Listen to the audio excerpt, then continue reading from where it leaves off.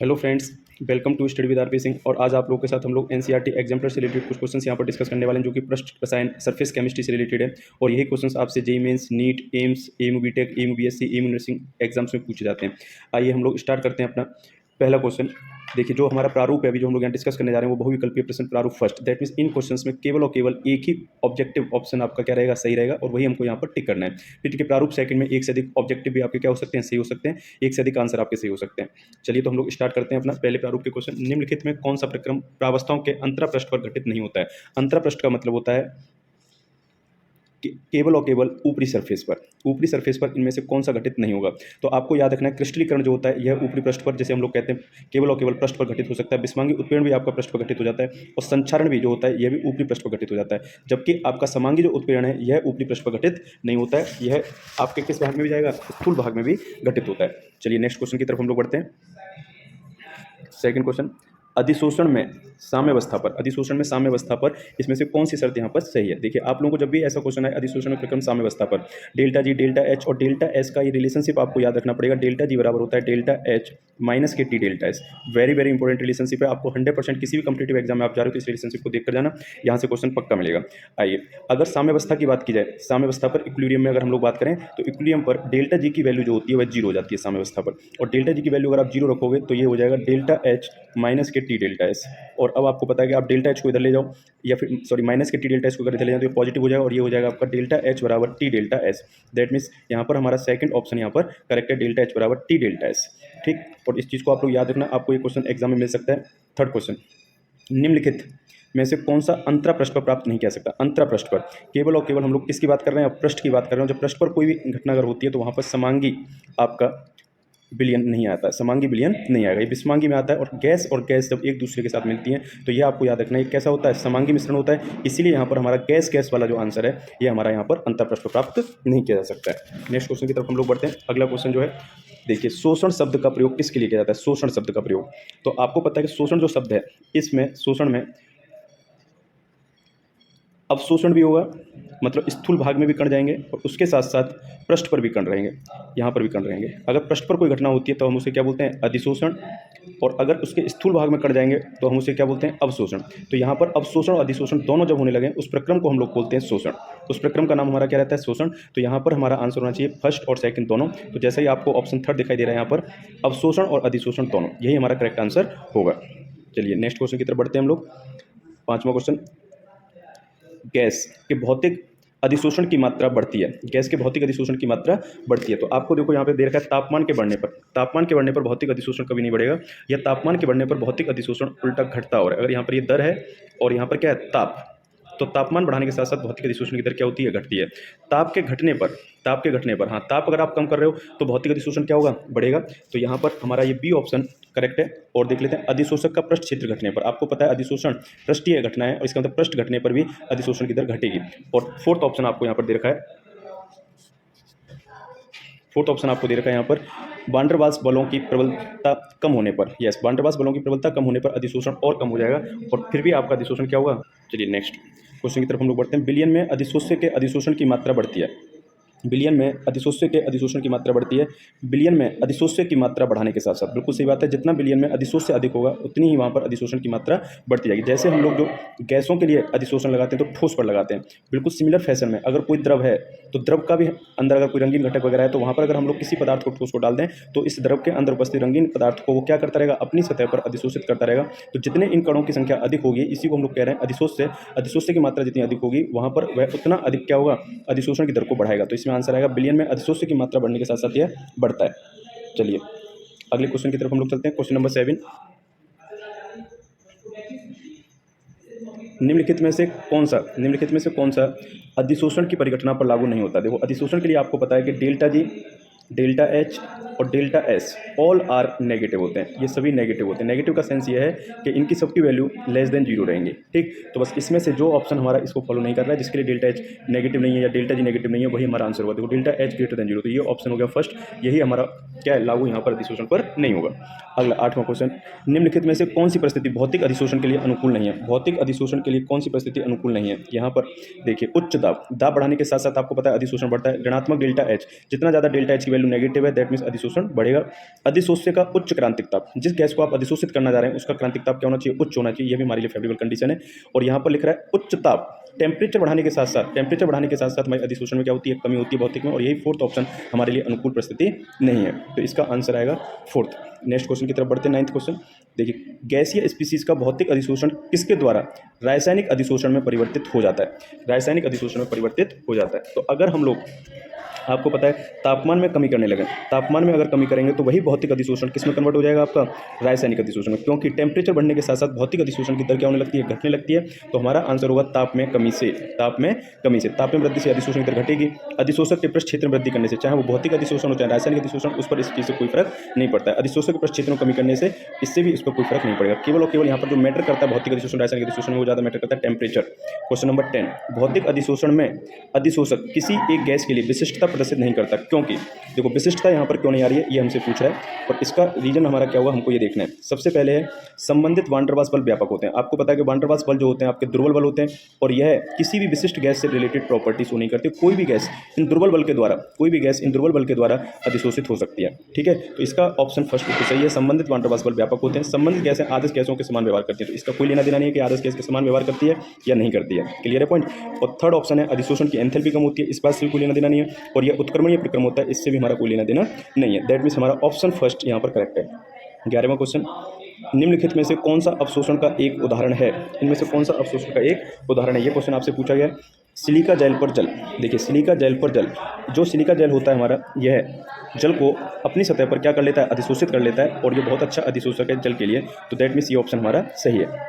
Second, calcium chloride पर जल, calcium chloride पर जल, कैल्शियम क्लोराइड पर जल जो होता है आपका, यह भी आपका क्या है, कैल्शियम क्लोराइड पर जल जो होगा यह अधिशोषित नहीं होगा, यह जबकि अवशोषित होगा। क्या होगा, अवशोषित। तो यहाँ पर अवशोषित अगर ये हमसे पूछ रहा है तो दैट मीन्स हमारा ये ऑप्शन सही है, और कैल्शियम क्लोराइड पर जल अब बिल्कुल सही है, अवशोषण यहाँ पर कर रहा है, तो सेकंड ऑप्शन। सूक्ष्म विभाजित निकल पर हाइड्रोजन, निकल की सतह पर हाइड्रोजन गैस क्या होती है, अधिशोषित होती है। धातु पृष्ठ पर ऑक्सीजन, वह भी क्या होती है, अधिशोषित होती है। इसका मतलब हमारा सेकंड ऑप्शन यहाँ पर करेक्ट है। नेक्स्ट क्वेश्चन की तरफ हम लोग बढ़ते हैं।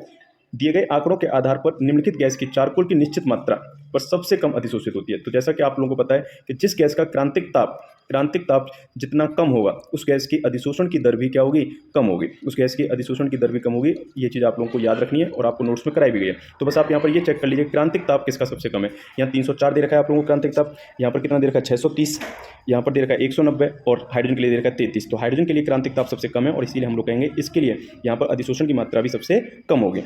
नेक्स्ट क्वेश्चन 13, निम्नलिखित अपक्रियाओं में किसमें विषमांगी उत्प्रेरण हो रहा है। देखिए विषमांगी उत्प्रेरण की व्याख्या इस आधार पर की गई थी कि अभिकारक और उत्प्रेरक दोनों की भौतिक अवस्थाएं भिन्न भिन्न होनी चाहिए, वही हमारा क्या रहेगा, विषमांगी उत्प्रेरक रहेगा। तो देखिए SO2 गैस, O2 गैस और NO गैस, ये उत्प्रेरक जो है आपका, और जो आपके अभिकारक हैं इनकी भौतिक अवस्था कैसी है, सेम। तो इसका मतलब हम लोग कहेंगे ये कैसा उत्प्रेरण चल रहा है, समांगी। तो ये समांगी है। ऑप्शन जो है आपका 2SO2 गैस और PT gas solid, that means ये अभिकारक आपका गैस है और उत्प्रेरक आपका सॉलिड, ये आपका क्या है, विषमांगी है। तो खा तो जरूर होना चाहिए। यहाँ पर जो 4 ऑप्शन दे रखे हैं इनमें देखो, इन दोनों में खा दे रखा है, तो आंसर जो हमारा या तो फर्स्ट आने वाला है या फिर क्या आने वाला है, सेकंड आने वाला है। नेक्स्ट, N2H2 गैस और Fe सॉलिड, दैट मीन्स दोनों अभिकारक कौन सी भौतिक अवस्था में, गैस में, जबकि Fe कौन सी भौतिक अवस्था में, सॉलिड। दैट मीन्स इन दोनों की भौतिक अवस्थाएं डिफरेंट है, और ये भी ऑप्शन हमारा विषमांगी उत्प्रेरण में रहेगा। CH3COO लिक्विड, इसका मतलब यहाँ पर लिक्विड लिख रहा है, और H2O भी लिक्विड है और HCl भी लिक्विड है, तो भौतिक अवस्था हमारी क्या होगी, सेम। तो ये गा ऑप्शन जो है हमारा घा, ये नहीं होगा। दैट मीन्स 2 ऑप्शन हमारे निकल कर आए, खा और गा, ये हमारा फर्स्ट ऑप्शन यहाँ पर करेक्ट है। चलिए नेक्स्ट क्वेश्चन की तरफ हम लोग बढ़ते हैं। 14, अगला क्वेश्चन है आपका, जल में साबुन की सांद्रता उच्च होने पर, जल में साबुन की सांद्रता उच्च होने पर साबुन किसके समान व्यवहार करता है। तो आपको पता है साबुन जो होता है हमारा, यह सहचारी कॉलोइड की तरह ट्रीट करता है, साबुन सहचारी कॉलोइड। तो ये हमारा आंसर होगा सहचारी कॉलोइड, या फिर ये कहीं पर मिसेल देता तो हम इसमें मिसेल भी टिक कर सकते थे, तो सहचारी कॉलोइड, ठीक। नेक्स्ट 15 क्वेश्चन, निम्नलिखित में से कौन सा टिंडल प्रभाव प्रदर्शित करेगा। देखो टिंडल प्रभाव आपका जो प्रदर्शित होगा हमेशा किसके द्वारा किया जाएगा, कॉलोइड के द्वारा। तो आपको सबसे पहले यहाँ पर ये देखना कौन कॉलोइड सॉल्यूशन यहाँ पर तैयार कर रहा है, शर्करा का जलीय विलयन। देखो फोर्थ ऑप्शन, ये कभी भी आपका क्या नहीं शो कर सकता है, टिंडल प्रभाव शो नहीं कर सकता, क्योंकि ये वास्तविक विलयन है। सोडियम क्लोराइड का जलीय विलयन, यह भी आपका क्या है, वास्तविक विलयन। अब बच्चे ये 2 ऑप्शन, क्रांतिक मिश्रित सांद्रता के नीचे, क्रांतिक मिश्रित सांद्रता के नीचे ये वास्तविक विलयन की तरह ट्रीट करता है, तो यह भी ऑप्शन हमारा नहीं होगा। तो 15वें का आंसर हो गया आपका सेकंड। और क्रांतिक मिश्रित सांद्रता के ऊपर ही साबुन का जलीय विलयन किसकी तरह व्यवहार करता है, कॉलोइड की तरह, ये चीज भी आपको पढ़ा दी गई है। नेक्स्ट, किस विधि द्वारा द्रव विरागी सॉल का रक्षण किया जा सकता है? द्रव विरागी को ही कहेगा ये द्रव विरोधी, ठीक है। तो द्रव विरोधी को हम लोग किस तरीके से रक्षित कर सकते हैं? उसमें कुछ मात्रा में हम लोग द्रव रागी कॉलेड मिला देते हैं, कुछ मात्रा में द्रव रागी कॉलेड को मिला दिया जाता है। इसका मतलब पहला ऑप्शन गलत है, ये स्कंदन के लिए है। एक विद्युत अपघट्य मिलाकर ये भी स्कंदन करने के लिए, द्रव रागी सॉल मिलाकर ये बिल्कुल सही है, ये किसके लिए है? आपका रक्षण के लिए। और उबालकर जो है ये भी किसके लिए? स्कंदन के लिए। क्वेश्चन नंबर 17, ताजा बने अवक्षेप किसके द्वारा कभी कभी कॉलेडी विलयन में परिवर्तित हो जाते हैं? ताजा बने अवक्षेप को अगर हमें कॉलेड में परिवर्तित करना है तो आप लोगों को पता है यह घटना हमारी कहलाती है पेप्टीकरण। पेप्टीकरण में हम लोग इसी समान आयन वाले वैद्युत अपघट्य को इसके अंदर मिक्स करते हैं ताजा बने अवक्षेप में, और वह अवक्षेप किस में परिवर्तित हो जाता है? कॉलेड में। तो हमारा आंसर होगा फोर्थ, पेप्टन। नेक्स्ट क्वेश्चन 18, निम्नलिखित वैद्युत अपघट्यों में से AgI/Ag+, देखो AgI/Ag+ लिख रहा है, दैट मीन्स यह जो सॉल है हमारा यह धन आवेशित है, और धन आवेशित सॉल को अगर हमें क्या करना है? स्कंदित करना है, तो हमें वैद्युत अपघट्य जो मिला रहे हैं उसके ऋण आवेश पर फोकस करना पड़ेगा कि किसकी संयोजकता अधिक है ऋणायन की। तो Na2S यहाँ पर सल्फर ऋणायन है, और सल्फर जो है वो है S2 नेगेटिव। PO4 होता है PO4 3 नेगेटिव, दैट मीन्स इसकी संयोजकता 3 है। SO4 2 नेगेटिव, इसकी संयोजकता कितनी है? 2 है। और Cl नेगेटिव, इसकी संयोजकता कितनी है? 1। तो सबसे अधिक संयोजकता यहाँ पर PO4 3 नेगेटिव की, इसलिए हमारा ऑप्शन सेकंड करेक्ट है। क्वेश्चन नंबर 19, उस कॉलेडी तंत्र को जिसमें ठोस पदार्थ परिक्षिप्त प्रावस्था में, ठोस पदार्थ जो होना चाहिए प्रावस्था के रूप में होना चाहिए, दैट मीन्स कम मात्रा में होना चाहिए ठोस पदार्थ, और द्रव परिक्षेपण माध्यम में होना चाहिए। द्रव किस में होना चाहिए? परिक्षेपण माध्यम में। उसे कैसे वर्गीकृत कर सकते हैं? ऑप्शन फर्स्ट, ठोस सॉल। ठोस सॉल हमारा इसमें आंसर हो सकता है? नहीं। जेल नहीं। इमल्सन नहीं। तो दैट मीन्स ऑप्शन क्या होगा? सॉल। इमल्सन जो होता है आपका, इसमें याद रखना दोनों द्रव रहते हैं, जबकि यहाँ पर हमारे केस में एक द्रव और एक क्या? ठोस। जेल जो रहता है, जेल में आपका ठोस अधिक रहेगा, जबकि द्रव क्या रहेगा? कम रहेगा। तो ये ऑप्शन में, ठोस सॉल में दोनों घटक क्या होते हैं? ठोस होते हैं, इसीलिए ऑप्शन हमारा 4 करेक्ट है। चलिए नेक्स्ट क्वेश्चन की तरफ बढ़ते हैं। 20, कॉलेडी विलयन के अणुसंख्य गुणों के मान उसी सांद्रता के वास्तविक विलयनों के मान में कम होते हैं, क्योंकि कॉलेडी कण, बहुत ही अच्छा क्वेश्चन है, बृहद पृष्ठ क्षेत्र प्रदर्शित करते हैं, बृहद पृष्ठ क्षेत्र प्रदर्शित करते हैं, जैसे बहुत बड़ा क्षेत्र इनका होता है। ये ऑप्शन यहाँ पर नहीं आएगा। नेक्स्ट, परिक्षेपण माध्यम में निलंबित रहते हैं, तो इस ऑप्शन से भी इसका कोई लेना देना नहीं है। और थर्ड, द्रव रागी कॉलेडी विलयन बनाते हैं, इस बात से भी कोई लेना देना नहीं है। और फोर्थ ऑप्शन है, तुलनात्मक दृष्टि से संख्या में कम होते हैं, बिल्कुल सही, हमारा ऑप्शन 4 सही है, क्योंकि अणुसंख्य गुणधर्म जो होते हैं यह कणों की संख्या पर निर्भर करते हैं। अगर समान मात्रा हम ले रहे हैं तो वास्तविक विलयन में कणों की संख्या क्या होगी? अधिक होगी, जबकि कॉलेडी विलयन में कणों की संख्या क्या होगी? कम, इसीलिए तुलनात्मक दृष्टि से ये संख्या में कम होते हैं। नेक्स्ट क्वेश्चन की तरफ चलते हैं हम लोग। निम्नलिखित चित्र के अनुसार आधुनिक अधिशोषण सिद्धांत के अनुसार उत्प्रेरण की क्रियाविधि में सम्मिलित चरणों को सही क्रम में व्यवस्थित कीजिए। सही क्रम में इनको हमें व्यवस्थित करना है कि कौन सा क्रम सबसे पहले होगा। तो देखिए, सबसे पहले आप लोगों को यहाँ पे याद रखना है कि सबसे पहले किसी भी पदार्थ का उत्प्रेरक की सतह पर विसरण होगा, तो ये पहला स्टेप आपका बिल्कुल सही लिखा हुआ है। उसके बाद जब ये विसरित होंगे यहाँ पर, तो ये उसकी सतह पर अधिशोषित होंगे, दैट मीन्स अधिशोषित हो रहे हैं ये सी वाले में, तो सी वाले में आकर ये क्या हो गए? अधिशोषित, दैट मीन्स पहले आना चाहिए ए और ए के बाद आना चाहिए सी, ठीक। और सी के बाद फिर ये एक मध्यवर्ती का निर्माण करेंगे, और देखो ए और बी के बीच यहाँ पर बॉन्ड बन गया है, और जब बॉन्ड बन गया तो अब आना चाहिए ए सी और उसके बाद आना चाहिए बी। तो ए सी बी हमारा किस ऑप्शन में दिखाई दे रहा है आपको? देखो सेकंड और थर्ड में। अब हम लोग नेक्स्ट प्रोसेस की तरफ बढ़ते हैं, और अगला आना चाहिए हमारा ई, ये इसकी सतह को छोड़ देंगे, और इसी घटना को हम लोग कहते हैं विशोषण, तो यहाँ पर आ गया ई। और विशोषण के बाद फिर ये इससे दूर, उत्प्रेरक की सतह से दूर क्या होने लगेंगे? विस्तृत होने लगेंगे, और अब आएगा हमारा D, that means A C B E D, यह इसका सीक्वेंस रहेगा, और ऑप्शन थर्ड इसमें करेक्ट आंसर है। चलिए नेक्स्ट क्वेश्चन की तरफ हम लोग बढ़ते हैं। नदियां और समुद्र के मिलने के स्थान पर डेल्टा बनाने के लिए निम्नलिखित में से कौन सा प्रक्रम उत्तरदायी है? तो आपको पता है डेल्टा जो बन रहा है यह बन रहा है आपका स्कंदन के कारण। किसके कारण? स्कंदन, क्योंकि नदियां जो अपना जल ले जाती हैं उसमें जो बालू के कण होते हैं ये ऋणावेशित होते हैं, और जब समुद्र का जो जल है उसमें लवण है, और लवण के पास धनायन भी है, और ये धनायन हिस्सा इस ऋणायन को उदासीन कर देता है, और यह घटना स्कंदन कहलाती है। अगला क्वेश्चन नंबर 23, निम्नलिखित में से कौन सा वक्र फ्रेंडलिक समतापी अधिशोषण को प्रदर्शित करता है? देखिए, बहुत ही अच्छा क्वेश्चन है ये भी, फ्रेंडलिक समतापी समीकरण। तो आपको सबसे पहले इसके लिए फ्रेंडलिक समतापी समीकरण पता होनी चाहिए।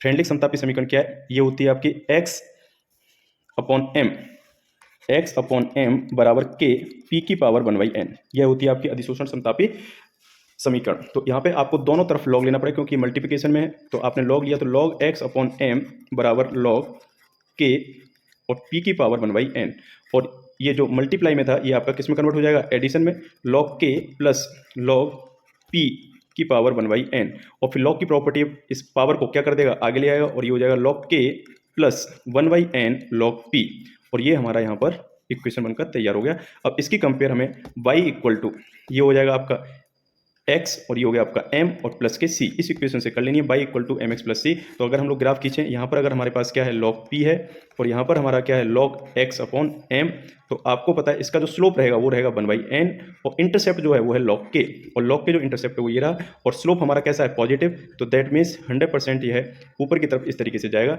और ये हमारा ग्राफ होना चाहिए। आइए चेक करते हैं कुछ इस तरीके का ग्राफ यहाँ पर बना हुआ है। तो देखिए पहले जो दोनों ऑप्शन आपको यहाँ स्क्रीन पर दिखाई दे रहे हैं ये दोनों हमारे नहीं है, और नेक्स्ट ऑप्शन जो यहाँ पर दे रखे हैं एक ये है और एक आपका ये है। तो कौन सा ऑप्शन इसमें से मोर करेक्ट है, तो हमारा आंसर होगा थर्ड, क्योंकि थर्ड में आपको इंटरसेप्ट करता हुआ यहाँ पे दिखाई दे रहा है इस अक्ष पर, जबकि डी ऑप्शन जो है आपका फोर्थ उसमें आपको इंटरसेप्ट नहीं कर रहा है और वो ओरिजिन से होकर जा रहा है। तो ये क्वेश्चन आपका हो गया। नेक्स्ट क्वेश्चन 24, निम्नलिखित में से कौन सा प्रक्रम सॉल्व कणों पर विद्युत आवेश की उपस्थिति के लिए उत्तरदायी नहीं है। देखिए सबसे पहले पूछा गया सॉल्व कणों के द्वारा इलेक्ट्रॉन प्रग्रहण, क्या यह आवेश के लिए उत्तरदायी है। यस, इलेक्ट्रॉन को अगर कोई प्रग्रहण करेगा, दैट मींस इलेक्ट्रॉन कोई ग्रहण करेगा तो उसकी वजह से चार्ज आएगा, तो ये हमारा है। ठीक है, इसने जबकि हमसे पूछा नहीं है। बिलियन में आयनिक स्पीसीज का अधिशोषण, ये भी है। हेल्महोल्ट्ज विद्युत दोहरी परत, ये भी है। बिलियन में आयनिक स्पीसीज का अवशोषण, यस, अवशोषण कभी इस चीज के लिए जिम्मेदार नहीं होगा, क्योंकि अवशोषण जो होता है वो पृष्ठ पर ना होकर किस भाग में होगा, स्थूल भाग में, और वह कभी भी इस चार्ज के लिए जिम्मेदार नहीं होगा। तो अपना ये फोर्थ ऑप्शन जो है ये करेक्ट ऑप्शन है, यहाँ पर यह उत्तरदायी नहीं है। चलिए नेक्स्ट क्वेश्चन, अगला क्वेश्चन है निम्नलिखित में कौन सी परिघटना चित्र 5.1 में दिखाए गए प्रक्रम पर लागू होती है। देखिए यहाँ पर ये क्या कर रहा है, ये चित्र आपको दिखाया गया है, ऊपर से अपरिष्कृत शर्करा डाली गई है जिसका रंग जो है पीला भूरा है, और ये जब नीचे से हमें प्राप्त हो रही है यहाँ पे, तो नीचे लिखा हुआ है शर्करा का रंगीन विलयन, रंगहीन विलयन, और बीच में इसमें यहाँ पर क्या भर रखा है, इसने प्राणी चारकोल भर रखा है इस स्तंभ में। तो देखिए जब ऊपर से हम लोग गिरा रहे हैं इसमें यह, तो ये प्राणी जो चारकोल है यह इसके रंगीन घटक को क्या कर ले रहा है, अधिशोषित, और नीचे आपको रंगहीन शर्करा मिल रही है। दैट मीन्स यहाँ पर हमारा कौन सा प्रक्रम चल रहा है, अधिशोषण, और इसका सेकंड आंसर सही है। इस प्रकार हम लोगों ने प्रारूप फर्स्ट के जितने भी क्वेश्चंस थे यहाँ पर सभी सॉल्व कर लिए। 100% ये क्वेश्चंस आपके एग्जाम के लिए बहुत इंपॉर्टेंट है। अगर ये वीडियो आपको पसंद है और इसी प्रकार के आप एनसीईआरटी एग्जाम से रिलेटेड और वीडियो देखना चाहते हैं तो आप हमारे चैनल को सब्सक्राइब करें, वीडियो को अपने फ्रेंड्स के साथ शेयर करें। Thank you very much.